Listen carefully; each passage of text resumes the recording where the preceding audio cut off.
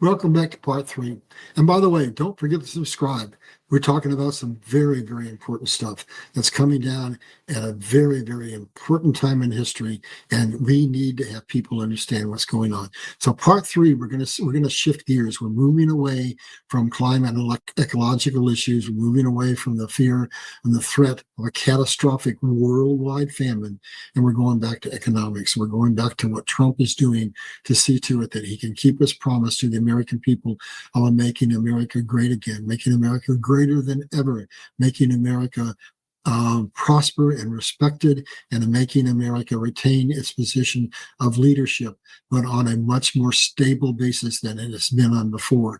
So basically, I just want to encourage you, don't be afraid. There's a lot of things happening, but Trump's got it queued up and ready as any human being can. And what he misses, God's got covered. So we're going to come out of this happy because we're going to be out from under the slavery system that we've been under, and we're going to have a peace and a serenity that we've just never imagined was possible. So let's break it down and let's get into why we must have manufacturing prowess. And that's Trump's all make America great again strategy. What he's basically doing is he's saying we're going to bring manufacturing back to the United States.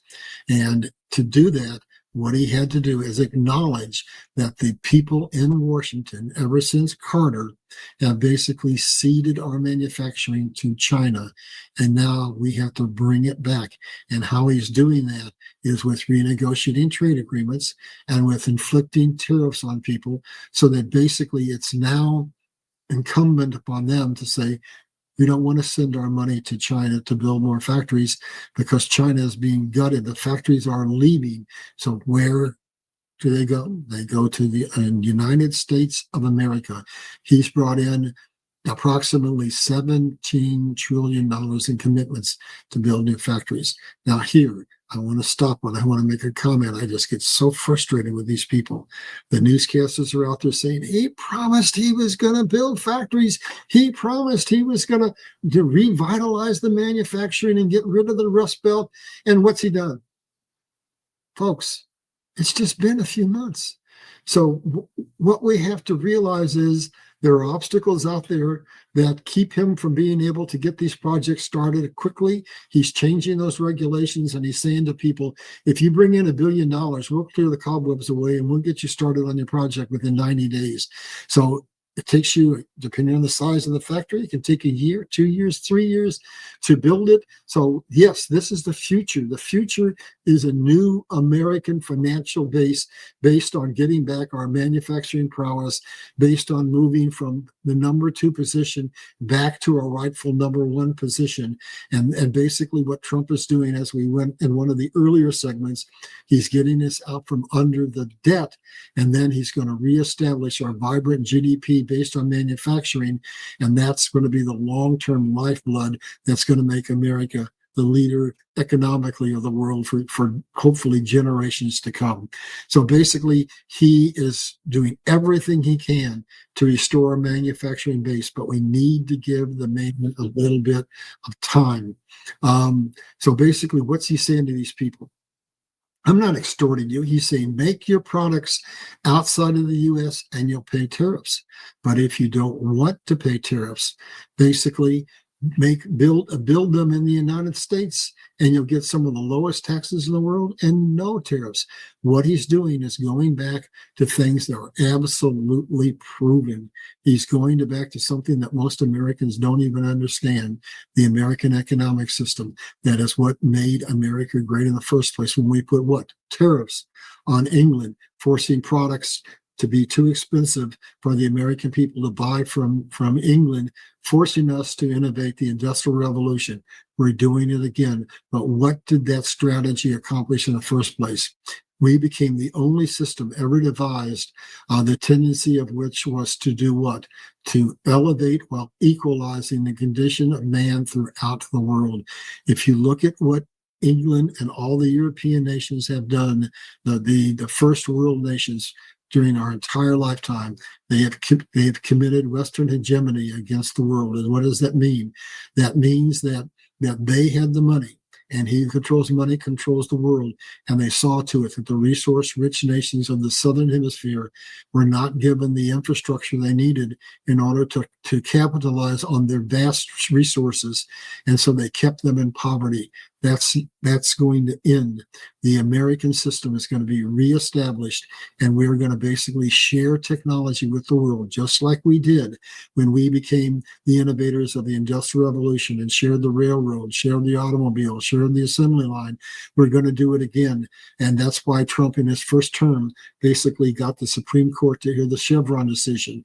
And for those of you who don't know, basically that freed up 5,000, I think it's 915 shelved patents that were shelved because they declared them to be a national security risk. No, that's not what it was. They were shelved because they threatened the $7 trillion energy industry in the United States of America. That door has been opened, and that also is going to take some time.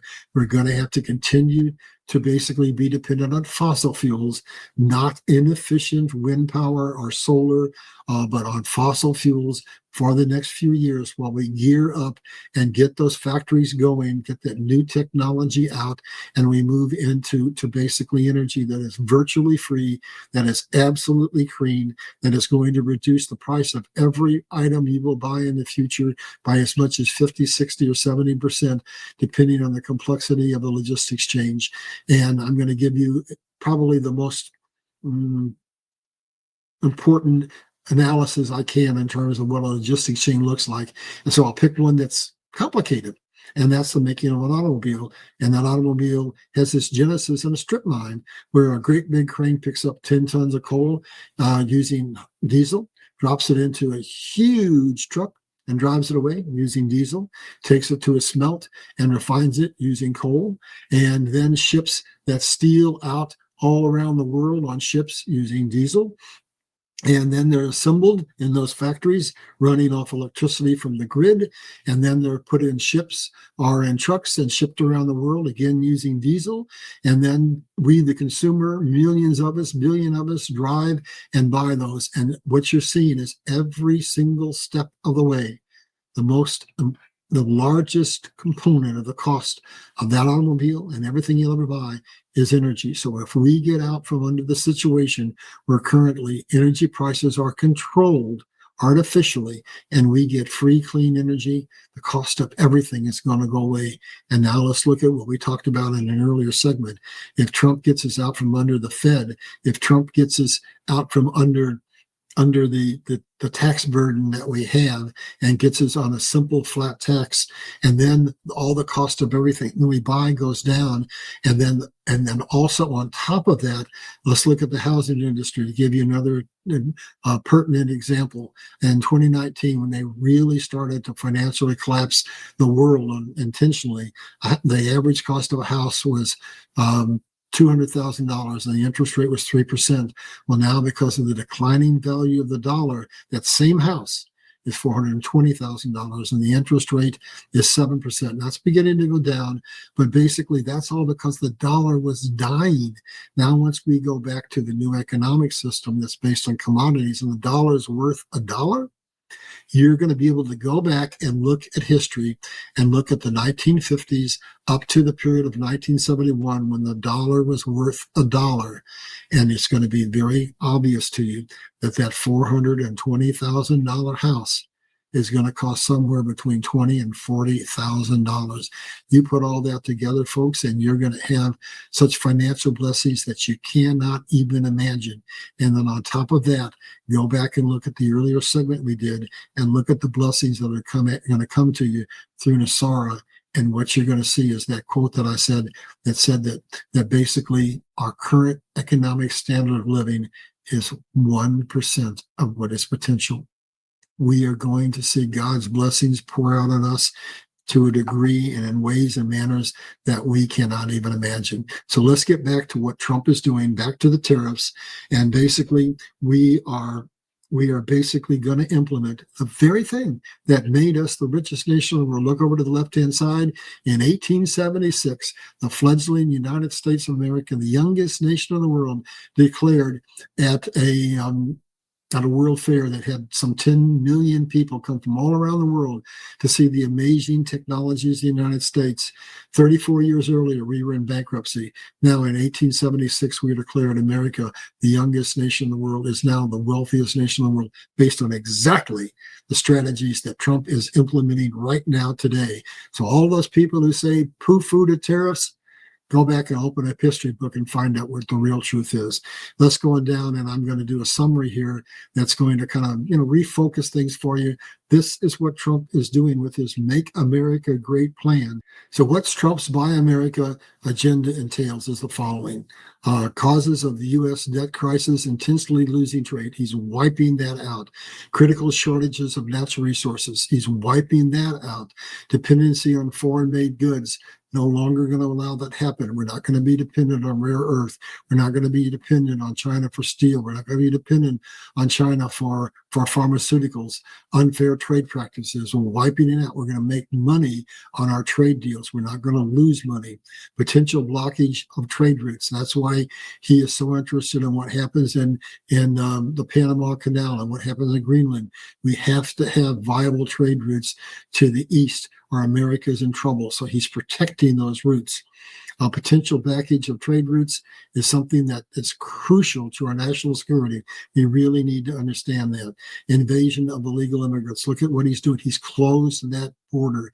He's taken away all the things that are being used against us as weapon, and judicial overreach. He just got the Supreme Court to hear a case that says, you know what? We have three branches of government, and the judicial does not have the right to say to the executive that you cannot do this or that. So the executive had been exerting their power. They do not have the power now, according to the Supreme Court, to make decisions that infect the entire country. That is the purview of the executive branch. And so now all of a sudden, Trump can fire people, Trump can deport people, and the judges are not empowered to stop him.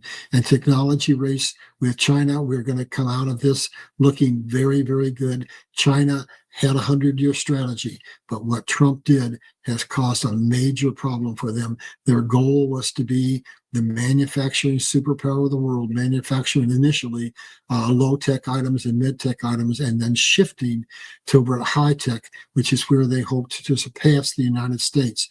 But what Trump has done is initiating a global reset, where basically the supply chain is being ripped away from China, and the world is not going to see the ability to have China control the world by trade, or the United States control the world through its currency. And what that is doing is it's stripping away the ability of China to basically make that transition to being the leader as the technical superpower of the world. That right is going to remain with America for some time to come.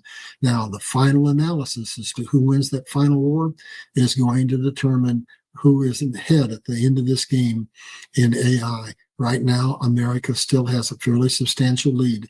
So the future for America looks very, very bright. I believe and I predict that China is going to have a catastrophic financial collapse, because it's not going to be able to make that transition, because the real estate market is collapsing. Their trade is being pulled away from them. There's massive unemployment. The people have lost their life savings, and the whole nation is on the brink of uprising. So I believe that China is going to have a catastrophic collapse, be relegated to be a regional power, and it's going to take decades for it to come back, if it ever does. And I don't believe it will. I believe America is ordained by God to basically be the nation that leads the world through this chaos back to the other side, and America will be the phoenix. Once we get our finances under control, we will be able to come in, and we will be able to do just like what we did in the Industrial Revolution. We will be able to help every nation to have financial sovereignty, every nation to have access to technology, every nation to be able to feed its people, and the world will have peace and prosperity, the likes of which we haven't seen. So let's go on to the next slide, and we're going to just remind you of what that American system is all about. That's what we're talking about, re-implementing it. And this was a quote from way, way, way back. Two systems are for the world. One is the English system. Now you can insert today in today's economy, it just changed the word English to to the Chinese free trade system. The other one we'd be proud to call the American economic system, the only one ever devised, the tendency of which was that of elevating while equalizing the condition of all man throughout the world.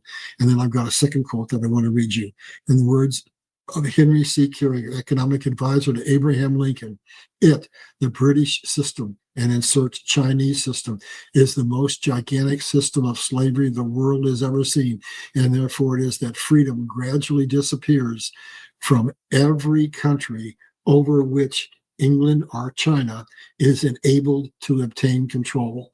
So basically, they gut the manufacturing, they make it so that they sell you cheap goods, but in the process, they hollow out your manufacturing, hollow out your economic base, and basically drive you into financial ruin. And that's what's not going to happen. We're going to turn that around. And if you want some tangible understanding of what I'm talking about, we'll go to the next slide and I'll break it down for you. So the goal of the global financial elite, they were puppeting Carter as they have puppeted virtually every president since McKinley, with the exception of Eisenhower, the exception of Reagan, and the exception of Trump. So what we had was a 200-year history of America where we only amassed a $660 billion national debt. And then here's what the global financial elite did. They had chosen America to allow us to become the superpower so we could use our Navy to police the oceans, so that we could keep the seaports open for Britain and for the European nations. But then they said, America's getting too powerful. We need to shift power to China. And here's what they basically said. They said that they wanted to create a completely new economic system. And what was that economic system? They wanted to create a super hybrid capitalist communist economy. Why? Because that economy would have the innovation of American capitalism with the control of communism. And that's what they started to create with Carter, where they ceded our manufacturing to China, and all the investments went to China. That's 100% turning around right now. So if you doubt what I'm saying, just look at that graph down below. 200-year-old America with a $660 billion net. And then it goes under Reagan to over $1 trillion. And then it goes to Bush to almost $3 trillion. And then to Clinton, $4.5 trillion. And then to Bush 2, 5.9. And then we get to Obama, 12.3. And now it's at $38 trillion. And it was based on intentionally losing war entitlements and losing trade agreements. It was all done on purpose. Trump is getting back control of all of the things that caused America to have such a devastating financial collapse. Our future looks bright beyond your ability to even imagine it. We've never seen anything like the blessings that are going to come on this planet, and particularly on the United States of America. And let's go on down, and we're going to see what has to happen to bring that to peace. Donald Trump has been saying this from the podium since he got elected the first time. And now I'm thinking of Iraq with the dinar, and I'm thinking of Vietnam, and I'm thinking of all those other currencies around the world where we went in and bombed the heck out of them when their currencies collapsed. If we are going to have peace on this planet, every nation has to have economic parity. It was Eisenhower who said, is there any man, is there any woman, is there any child that doesn't understand the principal cost of war on this planet is economic inequality between nations? And so Trump is saying all those currencies have to be reset. And we're very close to the dinar being reset and the dong being reset. And we got to get Venezuela under control to where they have a stable economy. And then that nation's currency will be revalued, and then the others will follow along. And so we're going to soon enter into a situation where every nation in the world can feed itself. Every nation in the world has a decent standard of living, and the principal cause of war is going to go away. And Trump is going into all these nations where we've had wars that have been going on for decades and bringing peace. And he's doing it by leveraging the promise that if they cooperate, they will be able to live and have prosperity within their nations. All nations of the world are going to have to be brought to a situation where we have peace and prosperity. And that means that Western hegemony is dead. So let's go to the next slide, and we'll break that down, and we'll see what that looks like. Basically, if you haven't read it, I really, really recommend the book, The Economic Hitman. And basically what he's basically telling, I'm not going to read that whole quote, is that that powerful entities around the world, U.S. aid, the Rockefellers, the Rothschilds, NGOs, they basically, what they do is they control the third world countries of the world.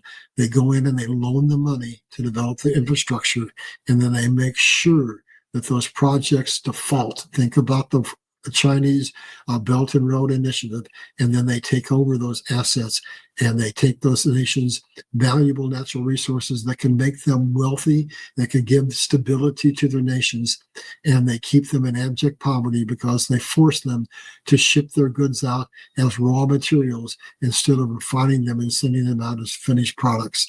So we're in a movement where hegemony is going to have to stop. We're going to have deglobalization and de-dollarization, and that's going to lead to economic purity for virtually every single solitary country on the planet, and that's going to lead to peace and prosperity. Let's go down to the next slide, and we're going to look at basically what has to happen to make that happen. It's kind of moving towards the end of the journey, and it's right out of the Bible. A nation divided cannot stand. And so what they have done is everything they can do to divide us. They have used every means possible. They've used money. They've used war. They've used sexual orientation. They've used religion. They've used race. They've used everything they can. What we have to come to the understanding of is that peace and prosperity are only possible if all the nations of the world stand united and cooperate and address the crises that face this planet. And one of the biggest ones is getting water, so where we don't have a worldwide global financial collapse, and where we don't have billions of people starved to death because of famine and pestilence that follows. This is crucial. We need to learn to understand that we have to stand together. And where did all this brainwashing start that they have inflicted upon us? Let's go to the next slide, and we're going to see that they have some essential core understandings. Joseph Stalin said that America is like a healthy body, and its resistance is its patriotism, its morality, and its spirituality. If we can undermine these three areas, America will collapse from within. So, man, have they attacked the family? Have they attacked our ability to go into our schools and pledge allegiance to the flag, to pray in the schools? Have they attacked the family with their same-sex marriage policies? Have they attacked religion? Absolutely, because the whole idea was to weaken America from within, and then you layer on top of that the incursion of some 20 million illegal immigrants that are designed to economically collapse us with all the entitlements that they get, and then to also work as an army of surgeons to basically be a Trojan horse to, at some point in time, bring terrorist attacks against America from within our own borders. So let's go down to the next slide, and we'll see the basis of what's necessary if we're going to transition into this new economy of peace and prosperity. We're going to have unity. We're going to have patriotism. We're going to have our faith back. We're going to have communities again. What they've been doing in the real estate market is making it so that it's almost impossible for younger people to buy a home. All the homes, if they can afford them, are for rent, and that destroys the sense of community. We're going to have to go to the Bible and understand that the most important thing in the world was basically answered by Christ when he was asked, Master, what is the most important scripture in the Bible? To love thy Lord, thy God, with all thy heart and all thy soul. And the second is unto it, love thy brother. That means we got to love our humanity, and we've got to treat people fair. And the core of how we do that is right in the center. We have to have election integrity. We have to have secure borders, and we have to have sovereign currencies, because whoever controls those controls all the spheres of influence, and it can either be used for good or it can be used for evil. Right now, it's been used to enslave us and to control all the necessities of life. But in the new economic system that's coming, it's going to be used to free us. We're going to have freedom, the likes of which we cannot even begin to imagine. Let's go down to the next slide. And this is what the world is going to look like. This is where we start to cooperate. We start to put solutions into place, and we start to see the future that God wants us to have. Regionalization and decentralization. So basically what happens is now we got the manufacturing power of China, and we share it with nations all around the world. And trade decentralization occurs, so they don't have the ability to basically intersect the logistics chains and make it so you can't get an iPhone for a year or a car for a year. Monetary decentralization. There's going to be several currencies that will be considered reserve currencies, but the United States will be the dominant one because of the things that I outlined in a previous section here. And wellness will be, we're going to get back our health. They have poisoned us through the air, through the water, through our medicines, and that is now going to change. And we're going to get back our spirituality, our morality, and we're going to have a nation that stands together. Look at what they've done to us. Look at the DEI movement, where they basically say, we control the money, and if you don't support our LGBT movement, if you don't support our DEI movement, no loans, meaning they'll shut those corporations down. So here's an example from the last couple of months. Look what happened to Anheuser-Busch. In order to maintain their access to credit, they were forced to put a transvestite's picture on their beer can, and bam, they lost $27 billion. And look to Target. They were forced to basically have their rainbow line of clothing, and they lost 12 point, I think it was $7 billion. That's all changing. It's changing, it's changing, it's changing. And let's bring that slide back up to full so I can see the rest of it. Okay, no polluting, free energy. Look at what that's going to do. I mean, that's going to make us healthier, and it's going to make us have all the food we need, and food and water. Basically, once we get control of food and water and energy, the whole world has the opportunity to have peace and prosperity. And then shared research and development. We have some huge issues, like the moving of water to where it needs to be, like the cleaning of our oceans, the restocking of our oceans that are basically being depleted. None of those projects are going to happen by a single nation. It's going to require a whole one world approach where every nation in the world has to cooperate to solve those what seem to be overwhelming problems, but with cooperation, with standing in unity, with the technologies that are going to be released, the almost 6,000 patents that are going to give us free technology and unbelievable capabilities that we can't even imagine. Nothing is going to be impossible. Shared R&D and natural resources will make the world blossom like you can't believe, and global parity will create that equality that brings peace to the world. And having a global military non-aggression agreement, which is why Trump is going around the world creating all these peace agreements, will usher in an unparalleled period of peace and prosperity in the world. Let's go on down, and we're just about done, folks. So here we are. This is what God ordained. This is what Trump is orchestrating. This is what I believe the nations of the world want. Don't think about it in terms of what the global financial elite want. They're going to be basically stripped of their power. And what we're going to get is we're going to get what you see here. The world, the people of the world don't trust communist regimes. They know that America's done some bad things, but they also know we've been puppeted by the global financial elite. Once we get out from under them, there's no nation in the world they would rather have lead the future than America. We are the only really, truly free superpower in the world. And that's why the world wants to see America be victorious. And basically, America is going to bring to the table a diverse and abundant natural resources that will be able to see us lead the world into a future of technological advancements, the likes of which you can't even imagine. And a diverse and innovative technology industry. Basically, America innovated what? The Industrial Revolution, the .com, the internet, the computer. And America has some 6,000 patents stored up where we are going to innovate our way out of chaos into a future that's so amazing that we can't even imagine. And leadership in manufacturing. America, and within the next 2 or 3 years, is going to regain its position as the #1 manufacturing country in the world. and energy and food dependency. We are not going to be dependent. We are going to execute the short-term emergency strategies that I mentioned, and I believe we're going to get back control of HARP, and we're going to be able to basically cooperate and do all the things we need to do to avoid that famine. But that is the number one thing that people need to understand. The Green New Deal is a diversion. It's to say, look over here at these technologies that we tell you are going to solve the problems. The problem is not carbon in the atmosphere. The problem is that life cannot exist without water. And then the demographics as they relate to GDP, what does that mean? It means that we have some of the youngest people in the world, where China, for example, has one of the greatest aging populations in the world.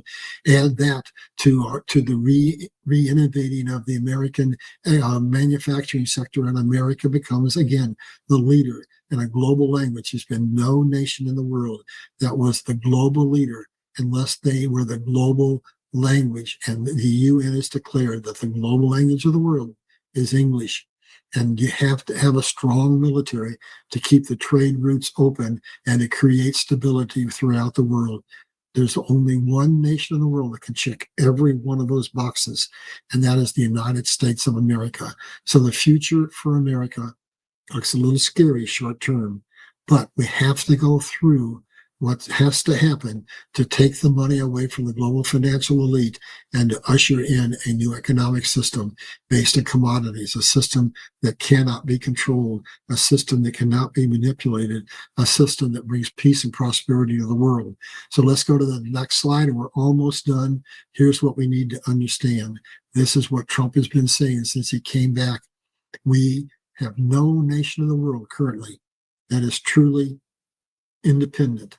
They don't have sovereignty. If your economic system has been taken over by the central banking system, I think it was either Stalin or Lenin who said that imposing a central bank on the nation is 90% of communizing that nation.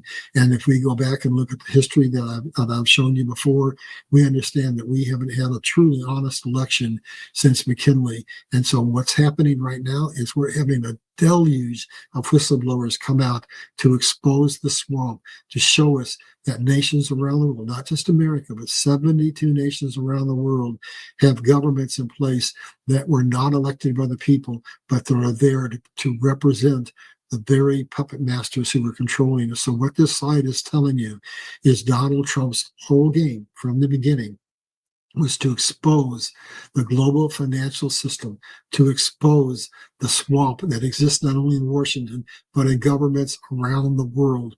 We have to see to it that they collapse. And for that to happen, we have to have this financial reset. So don't be fearful of it.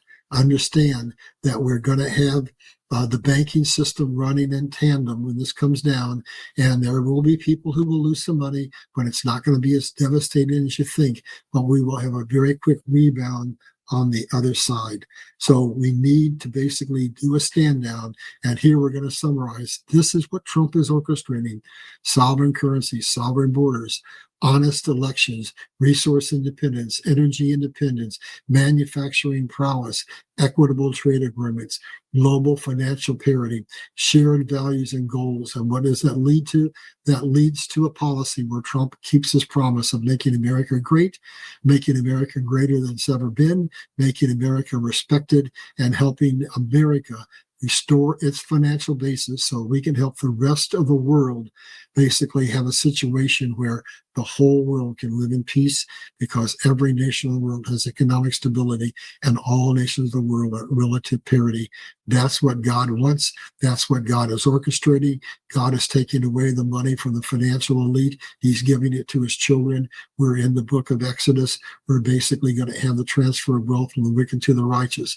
So that ends this 3-part series. I encourage you to buy this book, because truly knowledge is power. When God told me when I had my near-death experience in 68, is what's going to happen for you, Larry, is I'm going to hold you in the cleft of the rock until the end, and then I'm going to bring you out to speak the powerful truth that I want you to speak. That's going to open people's eyes, and the truth is going to set them free. We are about to see billions of people around the world understand that their governments are not really truly elected, and we're going to see banks close, we're going to see corporations fall, we're going to see governments be gutted, and we're going to see a completely new economic system, a completely new political system, and we're going to see peace and prosperity, the likes of which we have never seen in our lifetimes. The best is yet to come. So thank you for joining. Please, if you have not subscribed, subscribe, and I hope you understand that this is really, really important. We're coming to a head. I believe by the end of this year, we're probably going to have gone through everything that you see there, and we'll be in the midst of the reset. We'll probably have gone through the financial collapse, and we'll be restoring everything, but it's going to be bumpy and it's going to be scary. Share this with everybody you know so that they can know what's coming, and knowledge is power. And with that knowledge, you can sit back and understand that we won before we ever started this battle. It's all been orchestrated for a long time. God is always on our side, and we've been basically orchestrating this since at least the assassination of Kennedy. We are winning right now, and it's just a matter of fighting that final battle. And when we do, we're going to see unparalleled peace and prosperity. Be blessed. God bless you. We'll see you next time.